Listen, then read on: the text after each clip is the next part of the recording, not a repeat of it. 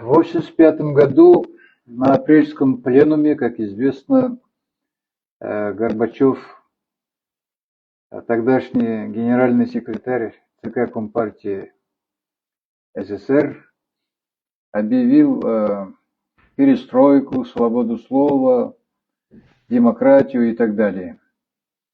И, как потом выяснилось, в это же время он ставил вопрос о том, чтобы создать общий экономический район России с Казахстаном на западе Казахстана, и чтобы в этот так называемый общий экономический район вошли тогдашние Гурьевская и Уральская области, сейчас это Атырауская и Западно-Казахстанская, и с российской стороны Оренбургская область, центром в Оренбурге. Но вы знаете, что в свое время Оренбургская область входила в состав Казахстана, а Оренбург был столицей Казахской автономной республики.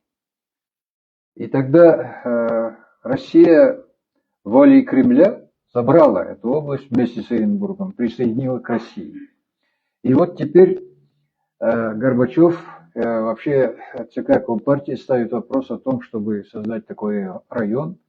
И, в общем, причина якобы в том, что в Гурьевской и Уральской областях большие залежи нефти и газа. Это большое богатство, которое Казахстан сам вроде не освоит. А для этого надо, чтобы Союз вместе, значит, с Казахстаном осваивал эти богатства. Вот такая подоплека. И, конечно, этот вопрос был поставлен перед первым руководителем Казахстана того времени, Кунаевым. Но Кунаев прекрасно понимал, что за этим стоит. Это был очень умный политический деятель, и он сразу понял, что здесь преследуется цель, опять-таки, присоединения этих областей к России. И он был против. Его уговаривали и так, и эдак.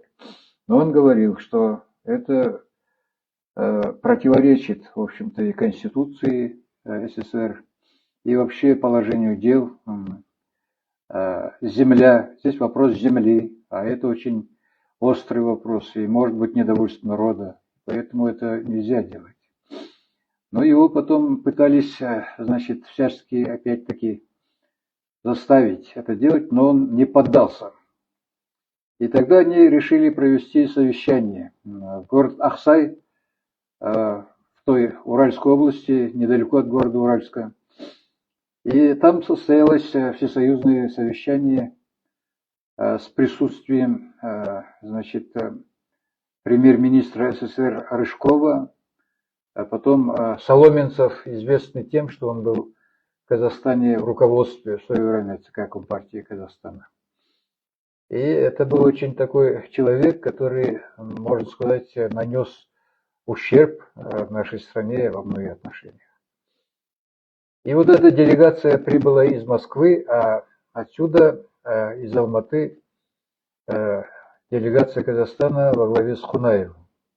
И вместе с ним тогдашний премьер-министр, ну, как тогда назвали, председатель Совета министров Казахской ССР Назарбаев и другие члены делегации. И там состоялся этот разговор.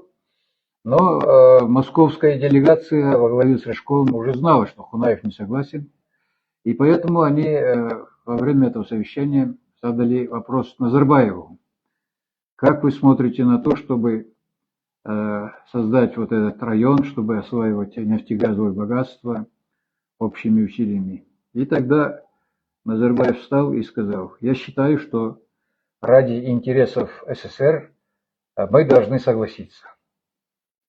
И вот тогда-то как раз и Кунаев понял, что он, как говорится, согрел в груди змею.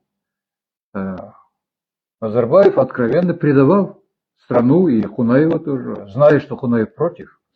Вот он услужливо, значит, соглашался с передачей земли, он прекрасно тоже понимал, Западного Казахстана, России. И вот тогда разговор-то шел на русском языке, понятно. И тут, увидев вот это поведение Назарбаева, Хунаев вскипел буквально. А это вообще очень культурный человек. Он никогда не матерился и не грубил, а тут не сдержался и по-казахски прикрикнул на Назарбаева. Эй, бала, көтіңді қысып отыр.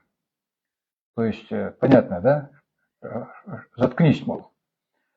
Вот. И Назарбаев побледнел и сел. И после этого стало ясно Хунаеву, что Назарбаев это, в общем-то, человек, который может ради своих личных корыстных и карьерных интересов предать что угодно и кого угодно.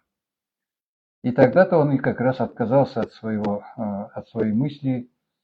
Вот он же его готовил на свое место. Вот. И он теперь отказался от этого. И на этом закончился тот разговор.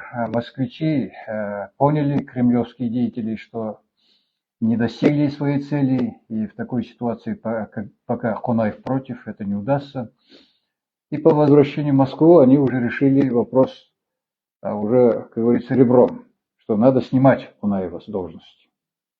И что и было сделано. В скором времени вместо Хунаева привезли буквально первый секретарь ЦК областного, значит, Ульяновской области, Колбина Геннадия. И буквально 16 минут совещание было у нас в Казахстане, в Алматы. И Хунаева сняли и поставили Колбина. И тогда-то и случился желтоқсан, декабрьские события, как говорят. Но на самом деле это потом демонстрация молодежи, она превратилась буквально в восстание. Между тем мы сегодня уже знаем, что это движение было организовано самим Назарбаевым. Хотя он пытался потом представить так, что Кунаев это сделал. А на самом деле он хотел уже тогда сразу, чтобы его, значит, поставили на место Кунаева, но когда привезли Колбина, он организовал вот это дело. Вот. И это получило большой резонанс международный, декабрьские события.